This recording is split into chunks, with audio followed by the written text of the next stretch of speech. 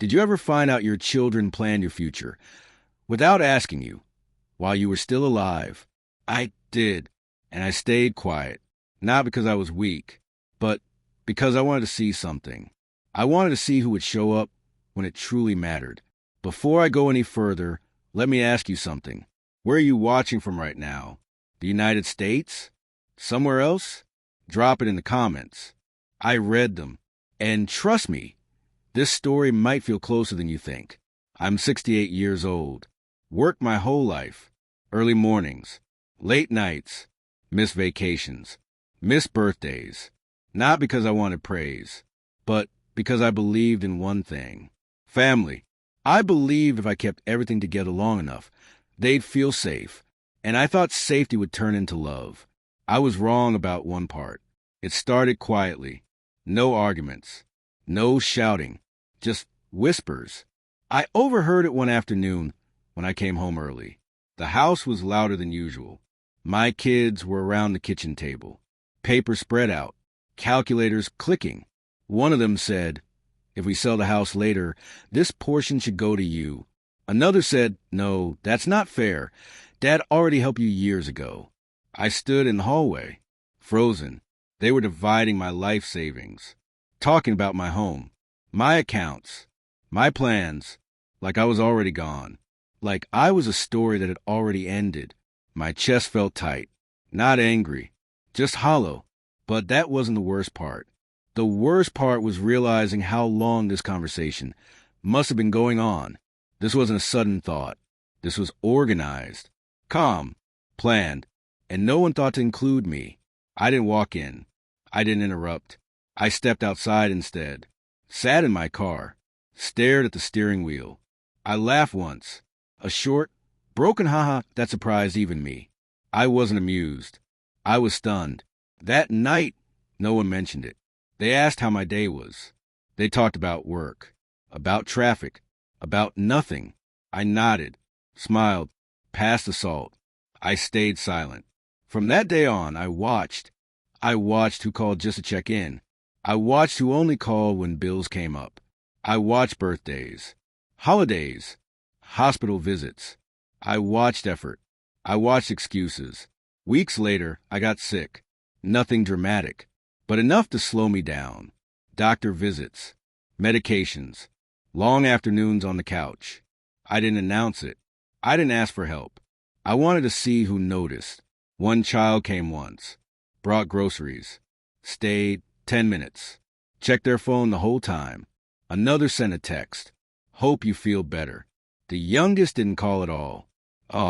That hurt more than the kitchen conversation, because money is numbers. But presence, that's love. What happened next changed everything. I decided to make one phone call. Not about money, not about inheritance, just a simple request. I asked if someone could drive me to an appointment. It was quiet on the other end. Then excuses, meetings, traffic, kid schedules. One person said yes. My middle daughter, the one who never asked for much, the one who stayed quiet at that kitchen table. She showed up early, waited with me, held my arm when I felt dizzy, didn't once mention money. That's when I understood I wasn't watching to punish them. I was watching to learn. And what I learned hurt, but it also freed me. I updated my plans. Quietly, carefully, not out of anger, out of clarity. I made sure the people who showed up were protected. And the ones who treated my life like a balance sheet, well, they learned later. The day they found out, there were tears, accusations, shock. One of them said, "How could you do this to us?" I looked at them and said softly, "I didn't do anything to you. I just paid attention." Silence filled the room. I didn't raise my voice. I didn't explain myself. I didn't need to, because the truth had already spoken.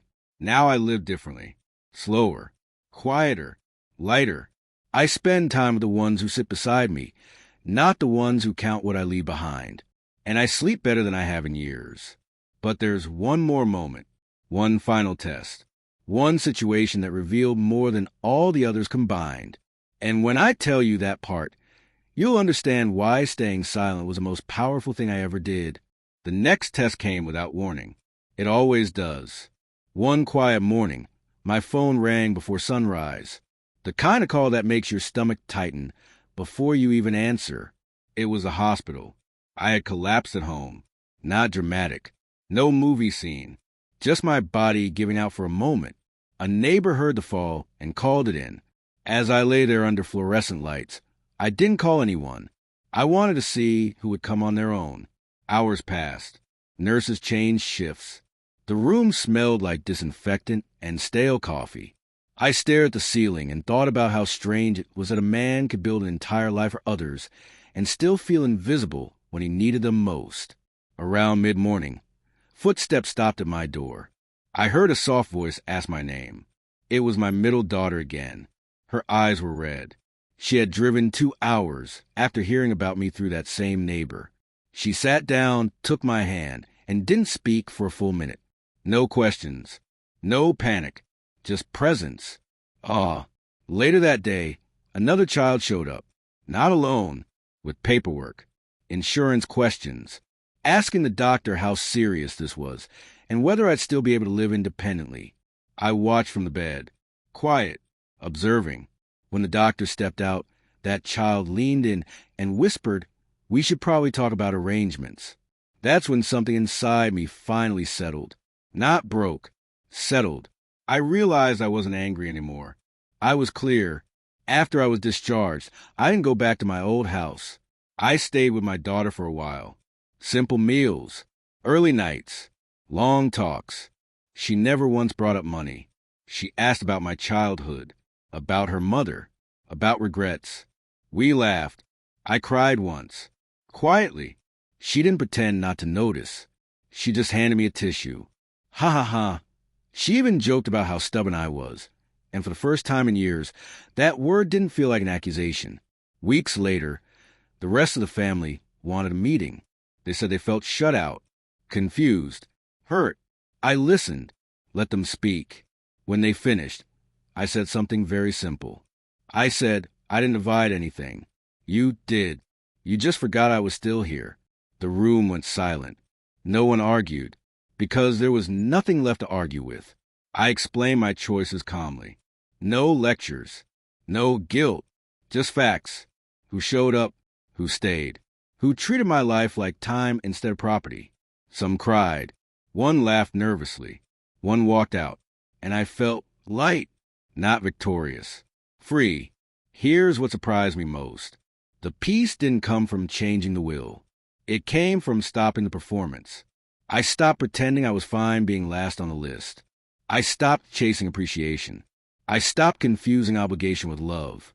These days, my phone rings less. But when it rings, it matters. I spend mornings on the porch, evenings cooking with someone who actually wants to hear my stories. And I finally understand something it took me nearly 70 years to learn. Silence isn't weakness when it's chosen. Sometimes it's the clearest mirror you can hold up to people. And what they see in it tells you everything. The final chapter of this story isn't about money at all. It's about what happened months later, when one child came back.